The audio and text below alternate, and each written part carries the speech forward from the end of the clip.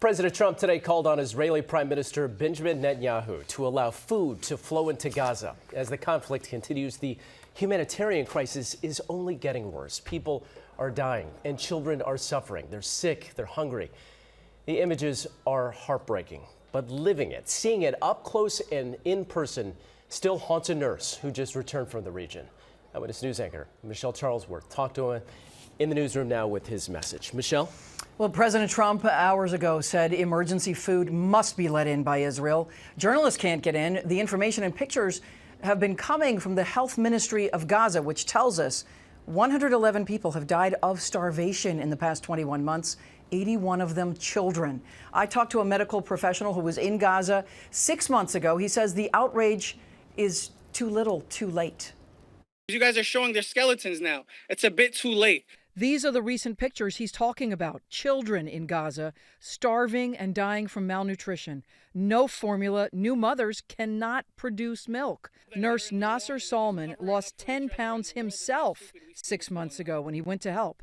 His group sent 40 people, but only 10, he says, were permitted in by Israel, and he was the only medical professional allowed in. I saw children with my own eyes in the cemetery, barefoot, begging for food or money because they lost their loved ones. They were laying down next to the graves. I mean, it's literally apocalyptic. Earlier today, President Trump insisted emergency food must get through. We're going to set up food centers and where the people can walk in and no boundaries. We're not going to have fences and, they can't, they see the food from 30 you would say, yards away, and they see the food. It's all there, but nobody's at it because they have fences set up that nobody can even get it. It's crazy what's going on over there. What the president called crazy, Israel's Prime Minister Netanyahu calls a lie. There is no policy of starvation in Gaza, and there is no starvation in Gaza. Netanyahu's focus has stayed on Hamas and efforts to get the remaining 50 hostages released. More than half are believed to be dead. In the last few hours, safe zones have opened up to get food into Gaza. Much of it has come in by air, which is terribly inefficient, according to humanitarian groups.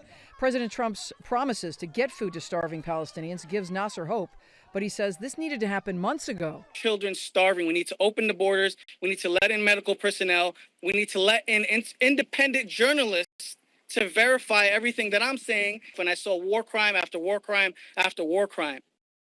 The World Health Program has been working hard to get a secure, safe green light to move in there. They say the food is nearby, already loaded on trucks, ready to move into Gaza to safe places for those who so desperately need it. Back to you, Sade. There's so many who need it.